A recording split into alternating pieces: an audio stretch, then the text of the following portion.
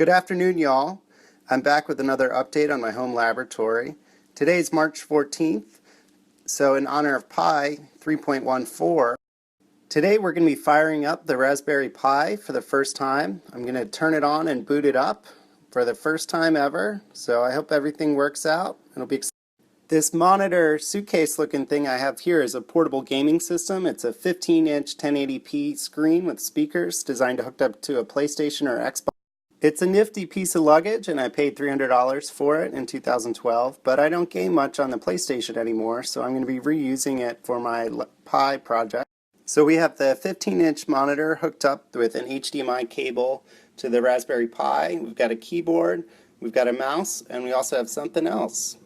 That something else is a software-defined radio, which you can see plugged into the USB port.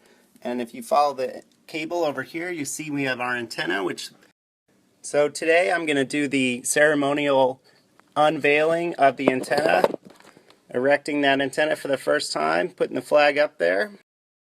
This little flag was given to me by a World War II veteran, and I took it with me on every combat mission I've flown, over 100, over Iraq, Afghanistan, and other countries. So if this flag were attached, it'd wave a little here next to our signals intelligence antenna connected to the software-defined radio. I'm going to put that up for now. Y'all ready to do this thing? Let's power up the monitor. It's a little bit dusty because I haven't cleaned it since I got back from the desert. So powering our system, we have a 5-volt 2-amp charger right here, and I'm going to plug it in using a micro USB port to the Pi, I just plugged it in for the first time, and by that red LED you can tell the system is booting up right now. It's powering up. It's going to take it about 30 seconds to do its initialization.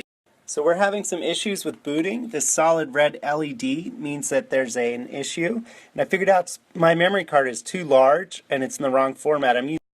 So I'm going to switch to an 8 GB memory card, and I'm going to reformat and erase it so it'll be nice and fresh. And then we're going to put Noobs and RasPi on it.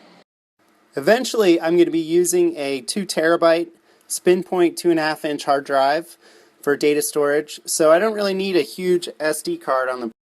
So here we go with the second shot. I'm going to put in this 8 GB SD card, and it's reformatted in the correct format, and we'll see if we can get it. So now we're going to go for attempt number 3. I swapped out to my other power strip, so now I can power cycle it without unplugging anything, and I reformatted the card and I disconnected the SDR for right now. We don't need it at this stage, and it could possibly be causing a kernel panic or a driver issue with Linux. Hey, so I finally figured it out, got everything straight. So now we're working on Noobs, and I'm going to install RasPi.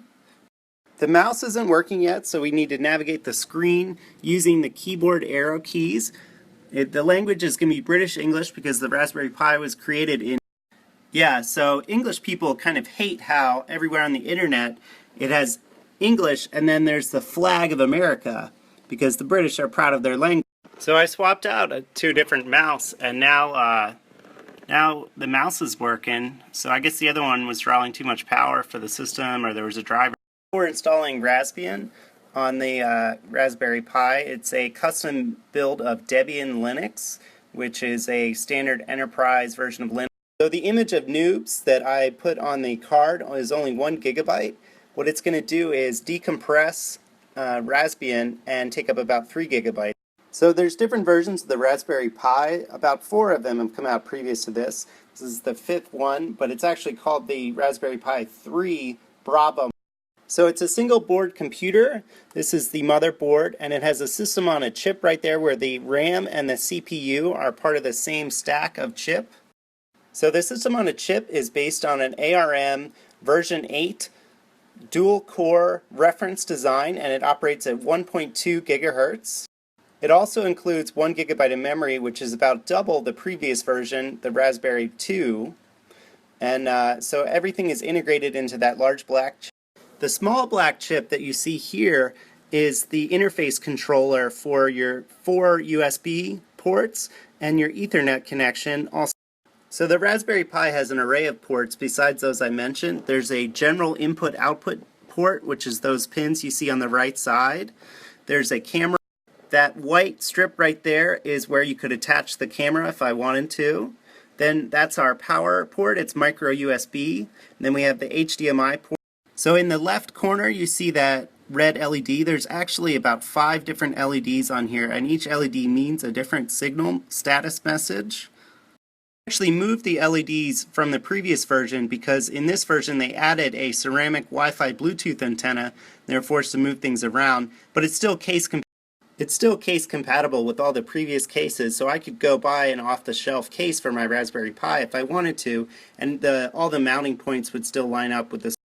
So you guys can see it from this angle. The system on a chip has markings from Broadcom, who's the contract manufacturer for the Raspberry Pi Foundation.